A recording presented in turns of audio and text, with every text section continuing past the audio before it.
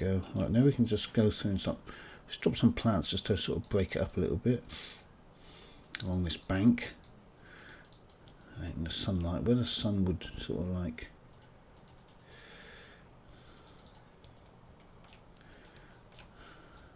hit the ground. Do some white ones to mix up, or yellow ones to mix it up.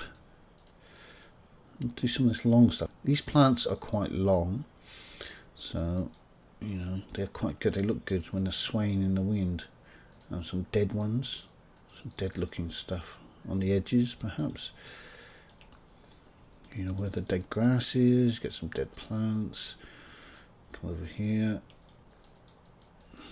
Don't saturate as well, don't overdo it, because I mean that's just as bad as actually that was too much. It starts to look fake and artificial. I don't like it if you do too much. No, get rid of that one. Any of that you don't see, so you wouldn't grow out of rock either. You know, where your rock is, just be careful that you don't paint on top of that. A bit more green up here, greener, long greener plants. And then, you know, that's my process for populating.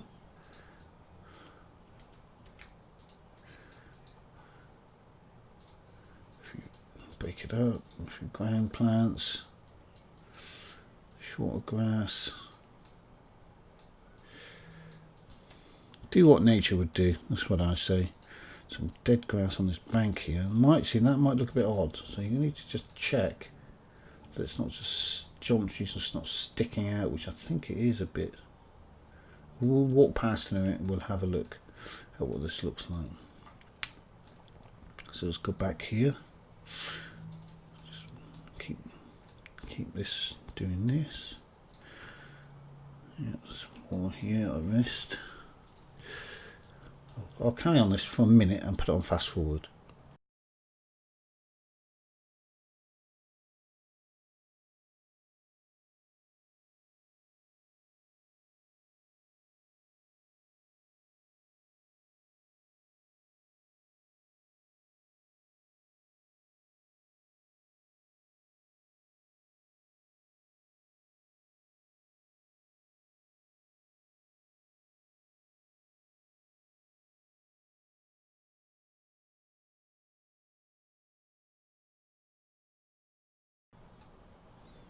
Okay, now let's just put a few ferns down, just to, not too many. You know, be careful with these because they, you know, it can look a bit ridiculous if we go too overboard with them. But they're quite good fillers. And if you've got bushes, you know, I've done some bushes. Put some bushes around as well because they can really fill it out and make it look very convincing. Like this. Put some of these down. Oops, see, it's too many. You don't want too many. Just subtly place them down like this. And Unity's doing a lot of the work with these. It's changing the size and the rotation. Changing rotation? Yeah, rotation. This is actually the fun part. I really enjoy doing this part because it starts, you know, your world comes to life basically. And yeah, it's a lot of fun. And don't be afraid to go in and sort of like alter your terrain if you have to. I mean, oops, I often do. Like this piece here, I just made some alterations. I'm just going to go in and do it a little bit more actually. Yeah, you know, you can make. Let's just bring the size down a bit. Just want to pull this up so it looks like it's that tree there's pushed the earth out a bit. Remember, holding shift pushes it back down. You know, if you've got grass on it, don't worry about that because the grass will move with it.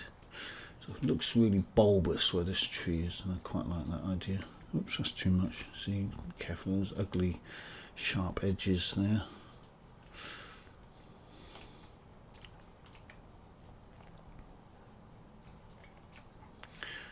You know, same as this tree here, it's just pull that out a bit. Yeah, just make sure it gives your terrain a bit of character, makes it look far more interesting.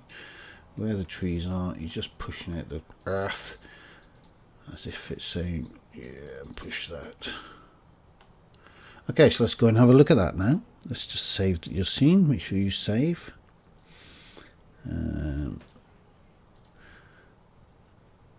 White box, yeah. Okay, so I've still got something else in white box. What is that? Oh, that's just a container, so it's nothing.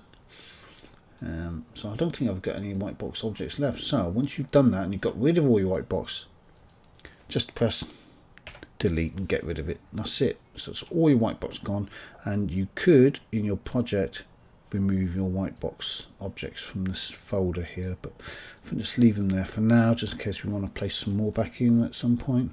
So let's just walk through here and have a look. So you come up from the hut, and you come through. This is the bit we've just done here, just populated. It's still sparse of trees, but you know, it's looking pretty good. You know, doing this sort of work it's all about sort of you know, layers. You know, you go in, you put some down, you layer it up, do some more, go back out. You know, just keep working on it and working on it. Put some objects down, some rocks on the floor, some twigs, some debris. See, these plants don't look right in my mind. They look too contrived, and I think these trees are a bit too repetitive as well, even though no, they're not too bad actually. They look okay, but you need some more variation, and this is what I was talking about before. You need variation in there. See, I love these trees. These look pretty good. I might do a couple more of those. Variation on that, because I've got the leaves. Don't have to create them again. I can use the same leaves on a different tree, not a problem. And it uses the same texture assets too. So, and same with the bark to some degree, but you have to, because I created that from an existing texture. I put it into Painter. You know, I showed you how to do that, and I created that basically. So, and it turned out really well. So. Yeah, it's not bad. It's getting there now. You can see these sort of humps and bumps in the path make a huge difference. It just gives it a bit more character. It makes it a bit more interesting. That tree looks like it's going to fall out of there any minute. Yeah, so that's what you do. As we're going through this section, I will populate this more and more, and I'm hoping you will too. So you just keep doing it, and you know, if you want to go all down through there, all across your landscape, feel free to do that.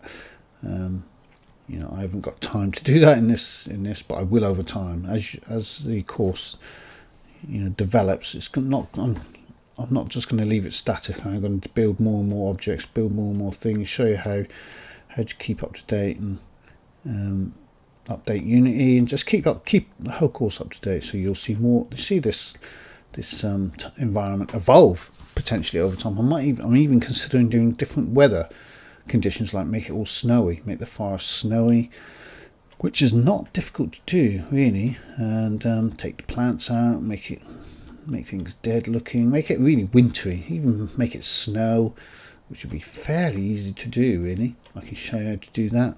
So there's lots to do and lots to consider, and so I know I've only showed you a little bit of replacing the white box, but this is the fun part. This is the satisfying part of this procedure, because all of these assets you're looking at, you've created yourself. This is the key thing.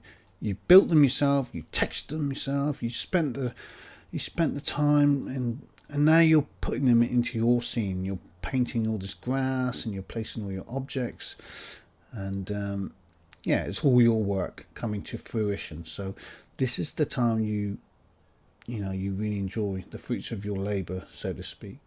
And because it's yours, you can easily change it. If you don't like something, just go in, edit it, save it out, and boom, it's done. So, you know, anything you don't like, you can change yourself. Whereas if you get it off a store, you download it, belongs to somebody else, sometimes it's difficult to do that because you don't know the process it's gone through to create it. So it's much better to learn how to do it yourself, and then you become a valuable asset within your team, especially if you get good at it. And that's what it's all about these days. Creating great art in video games is quite a sought after skill. So, and it's only getting more so as technology evolves, and we need higher resolution, bigger, more detail. More artists are needed, and it's a growing, fast growing industry. So enjoy it, learn it, and I hope you like that. So this is up to you. Finish it yourself. This is your creative part. I've shown you how to do it. It's not that hard. You're just taking out the white box stuff and you're putting in your high detail objects, and I've shown you how to do the hut already. So be creative. This is where you can get creative. I'm going to show you how to light all this, but this section is the last section, so it's all about you now putting your own stamp on it, and I'll talk about that more at the end of the section. So enjoy. I'll see you in the next lecture.